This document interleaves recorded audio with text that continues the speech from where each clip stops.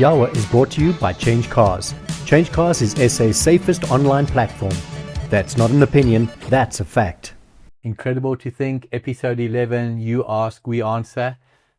Welcome back. Yeah, it's good to be back. Every week I try to have a catchphrase, so today I've got something new. The name of the show is You Ask, We Answer. I'm going to flip it around. We answer because... You asked. Absolutely. So now this question came to you. 2011 Hyundai Elantra, Boipelo. Yeah. She's got a challenging situation. Does she keep it or does she sell it? But it's interesting. Why does she want to consider selling it? Because she has another car. And it's gathering Dust. Now I think about that. Like furniture, clothes, if you're not using it, and again, you may well keep it. Kilos roughly 110, somewhere there? Yeah, around 110 kilos, yeah. If it was you, and I can wear two hats here because both answers are right. What is she going to get for that car, roughly, in your opinion? Oof, I'm sure not more than 150 for that. Oh, no, I think way less, Nikki. Yeah. So I would have thought around 70, 80, and I may be wrong. Yeah. But there's a hell of a lot that you can buy at 150 that is 10 years or newer. So let's say settle in the middle. She gets 100,000 Rand. Why do I say wear two hats? 100,000 Rand's a lot of money to leave lying around to gather dust. Yeah. Flip that around. 100,000 Rand. She now decides, wait a second, that spare car that I used to have, I need it again. What do you go buy for 100,000 Rand? A City Golf. Your City Golf. It's worth 95. He'll sell it to you for 100. No, I won't sell my car, guys. Don't get ideas. Don't listen to Mike. I'll never sell my car. I've never seen an individual, and it's an absolute compliment, that is more passionate, looks after the car, cherishes the car. It's got nothing to do with the value of the car. Yeah. It's like my City Golf. Yeah, I think you could have a Porsche and you'll still drive your City Golf. Yes, so, I do well. Boipelo, heads or tails? What is it? Either or, honestly. But for me, for her, because I know, and she explained everything to me, definitely sell it. And it's just purely because use the money. So interesting. Do you think she's alone, or do you think there are people watching and listening that might be in the same situation? Definitely a lot more people in the same situation. Think about a car that you're not using. You have to renew the license every year. Ideally, you want to be servicing it. Absolutely. You want to be keeping it clean. An asset that is not being used is an asset being wasted. So Boipelo, 2 for 2, you selling it. The next one is very interesting. We've got Sergio with a 2016 Toyota Fortuner, manual, 3-litre diesel. Now in 2016, you've got the 2.5 and the 3-litre. So this is the top of the range, but manual. And everybody knows how much I love manual. He wants to know, should he swap it? When I say swap it, he knows not like for like money. Yeah. 2019 VW Amarok, 4x2, automatic. Okay. Is he going forward? Yes, but no. Okay, so interesting. Because again, it's never sitting on the fence, but both answers make sense. Why do you say yes or no? On the no side, because it's a 4x2 Amarok. And his Fortuner is probably definitely, say top of the range, so definitely still a 4x4. So correct. If he does use the 4x4, he will lack in terms of the Amarok. So positively, I can say to you, no need for the 4x4 component. Okay, it's not, then it's fine then. So for me, the challenge is Toyota, the best of the best. Now I'm going to VW, very, very good. But ultimate long-term reliability, stick to the Toyota. But let's look at comfort. Let's look at performance. Let's look at look and feel. The VW is streets ahead of an older shape. Remember, this is the last of the old shape. It's not the 2.8. Yeah, it's the last of the old shape, yeah. So, interesting, yeah. As much as I love Toyota, I'm saying change it. Yeah, 100%. But again, me and Nikki are not always right. Let's see what you say. Easiest question of the week, Charles. 2022 Nissan Magnite. 96,000 kilos. You're rolling your eyes. He does huge mileage, 1,000 kilometers a week, 4,000 kilometers a month. Hence why you've got a 3-year-old car with 96,000 kilos. So before I tell you what he's considering, you rolled your eyes about the Nissan Magnite. Your thoughts on the product? I'm just not a fan of the Nissan Magnite, to be honest. That and the Renault Kiga. I'm just certainly not a fan. So everything that we say is based on one of two things: a personal feel, personal opinion, or feedback. Yeah. I cannot say to you I've driven a Nissan Magnite extensively. I have driven it, not overly impressed. However, often a Nissan Magnite gets mentioned to a young lady or young gentleman. They go test drive it. What do they come back and say? They don't like it. They're not a fan. Absolutely. It feels cheap and tinny. Yeah. Sad but true. I'm doing 1,000 kilometers a week. What is he considering? One of our favorite brands, Mazda CX-5, 2.2, diesel. Oh. Budget is not a huge factor, Okay. but something interesting. Now, Nissan Magnite petrol, 1 liter turbo, definitely not heavy on fuel. Yeah, but you'll spend more, I'm guessing, than Absolutely. If you can go from a Nissan Magnite to a Mazda CX-5, you're going from below average, I have to say below average, to way above average. 100%. So, as I said, easy question. On all three, 2 for 2. 100%. We agree with each other. Hope you agree with us. Looking for a vehicle warranty? Look no further. Change Cars has partnered with VAPS SA, proudly powered by King Price Insurance. Change Cars, the brand the public trusts with good reason. One of the questions we get often is Uber. We've spoken about Uber, Bolt, e-hailing services. Now, Uber Black, no question. We know what an Uber Black is. Yeah. Your BMW, your Mercedes, your Audis. However, the vast majority of Uber cars are what? The entry level? Entry levels, yeah. So now I get asked this question often and I'm not always sure. I don't want to say that I'm giving the right answer. I don't know what is the right answer. Budget, 150,000 Rand. What does Justin go for? Polo sedan. Yes, Okay. yeah, previous generation Polo sedan. Okay. Now, one of the things that I must mention, Nikki doesn't get to see the questions before. So to your credit, he stays in the township. He said stays in Shoshinguve. Okay. A Polo sedan in Shoshinguve. Yeah. What do you think? Okay, I take that back. Yeah. Or somebody else will take it back also. Yeah. What is a good car there now? Corolla Quest? Going to be the same problem. Same problem. You need to look, Suzuki Desire. You need to look at things that have less interest. Suzuki Desire type things, yes. What else could you get? So now I'm going to mention a car that I'm starting to learn a lot about. Okay. And I'm starting to deal with them extensively and I'm impressed. Proton. Something called the Proton. Do you pronounce it Saga or Saga? S-A-G-A. Oh, yes, yes, yes. Brand new. Manual, 189,000. Then they've got another one, 199,000. And a third one, 209,000 for the auto top of the range. So let's look at the entry level. 189,000 brand new. All the positives. Theft risk? 0. Nothing. You'll park a Proton Saga or Saga in Shoshinguve and people will be admiring and say, what is this? Where does this brand come from? Yeah. Boot space Sure. in Uber. How important. Very important because sometimes you're traveling and you need to be putting your suitcases and stuff. Now, if you look at sedans, which we have said have made a comeback, go have a look factually what sedan has got the biggest boot in that category. Proton. Proton Saga. Okay. I'm going to call it a Saga because it sounds better than saying Saga. Sorry. How's your Proton Saga going? Oh, so 150,000, I believe, if you go onto the website, secondhand, they've been around since 2023. Safe bet, Justin.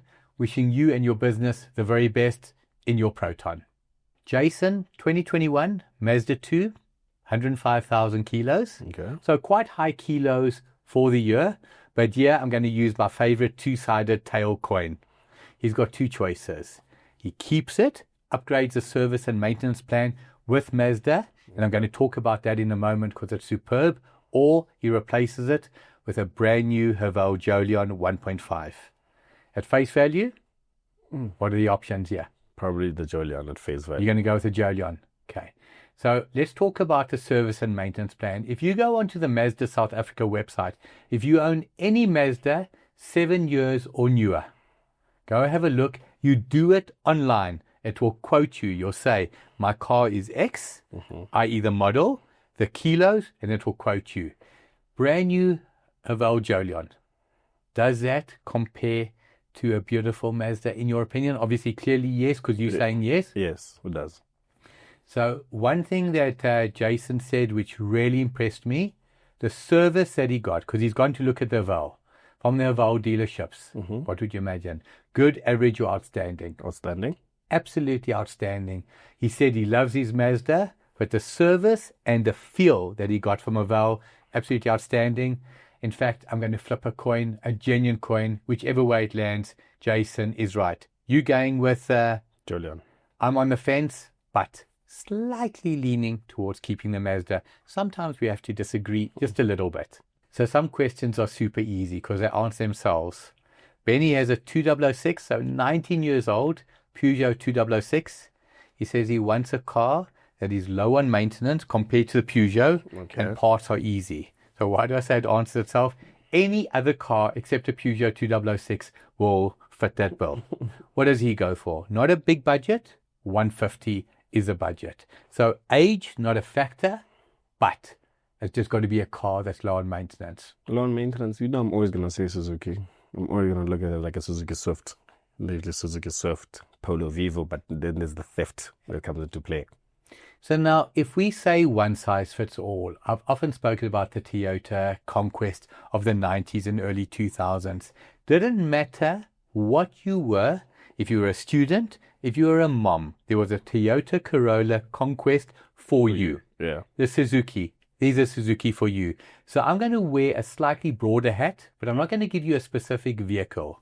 Nissan, Honda, Mazda, Kia, Hyundai. Your budget is 150. Go onto a website like ChangeCars, put in a budget of 100 to 150, category of car, sedan and hatch, and see what it spits out. And there, keep an open mind. I'm not saying not the Suzuki, and may well be the Suzuki, but anything that is Japanese or Korean, you can consider. But as quick as you can, get rid of that Peugeot. And I know what you're thinking. Who are you going to sell it to? ChangeCars. Obviously not, but you know the term. Sell it to someone who's not watching the podcast. Do you need vehicle advice? Ask Mikey. From buying to selling and everything in between, there's only one person to ask. Mike is doing it.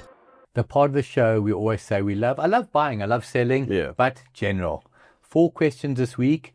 We've spoken about tires before, high performance tires, that kind of thing, when to change tires, etc. Tire pressures. How important are tire pressures, do you think, Nikki? Quite important because it depends on the load of the vehicle and how the car will perform. So the question came in from Melanie, and her question was, how does she know her tires are at the right pressure? If you look at a car today, normally not loaded, heavily loaded, the tires always look at the right pressure. But how do you know they are at the right pressure? Obviously, check at the garage. But more importantly, what is the right pressure? How do you find that out? Your car will tell you. When you say your car will tell you, does your car speak to you? I haven't got a car that speaks to me. Michael Knight and Knight Rider comes to mind. My City Golf speaks to me, but because I respect my City Golf and I don't want to speak too much, just open the door, here by the door. All the information is there, or on your petrol filler cap. So just pop up your petrol thing over there. All the information will be there. Correct. But one thing about tire pressure, and this is something that is absolutely critical, if the tires are slightly underinflated, you drive it for 15 to 20 kilometers, you are heating them more than they should.